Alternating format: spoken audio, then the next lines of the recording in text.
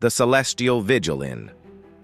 The timeless expanse before the great flood, the earth was young and vibrant. From the luminous balconies of heaven, a legion of angels known as the Watchers gazed down. Their duty was to observe, to guard, but not to interfere. They were beings of pure spirit, their forms woven from starlight and holy fire. But as they watched the daughters of men, their laughter echoing in the valleys, their hair like spun night by the firelight, a change began. In the heart of their leader, Semjaza, and in 200 others, the sacred fire of duty flickered, and was replaced by the profane flame of desire. The earth was no longer a charge to be protected, but a prize to be possessed. The pact on Mount Hermon, the decision was made. Semjaza gathered his conspirators.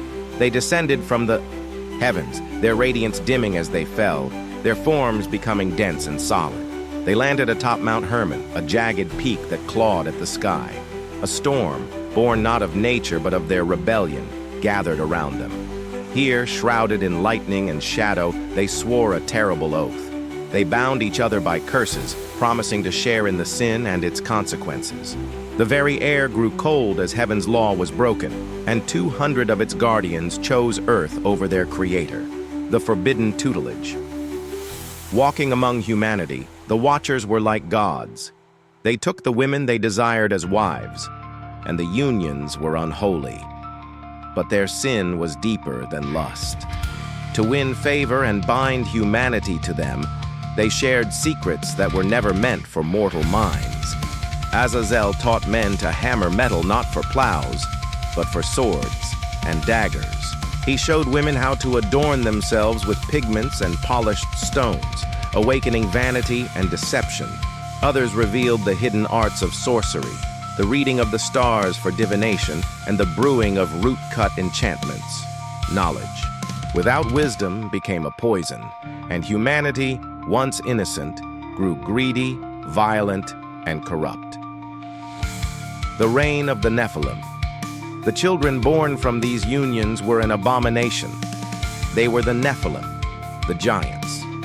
They grew at an unnatural rate, their bodies colossal, their strength immense, and their hunger a bottomless pit. At first, they consumed the world's harvest. Then they devoured the livestock. When the earth could offer no more, they turned their hunger upon humanity itself. The giants became tyrants, their massive feet shaking the ground as they strode through villages, their shadows falling like death upon the terrified people. The world that was once filled with laughter was now filled with the screams of the hunted and the crunch of bones. The cry of the earth. The world groaned under the weight of its monstrous children. Blood soaked the soil. The cries of the innocent, the dying, and the oppressed formed a single, unending lament. This great cry of sorrow was not lost in the wind. It pierced the clouds, traveled through the celestial spheres, and reached the very throne of the Almighty. The Archangels, Michael, Raphael, Gabriel, and Uriel, heard it.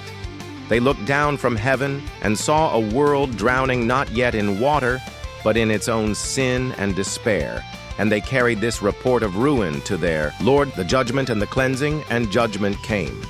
God dispatched his archangels not as guardians, but as warriors of divine justice.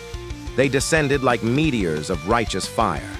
The fallen Watchers were seized, bound in chains of spiritual fire, and cast into chasms of darkness deep within, the earth, to be held there until the end of days.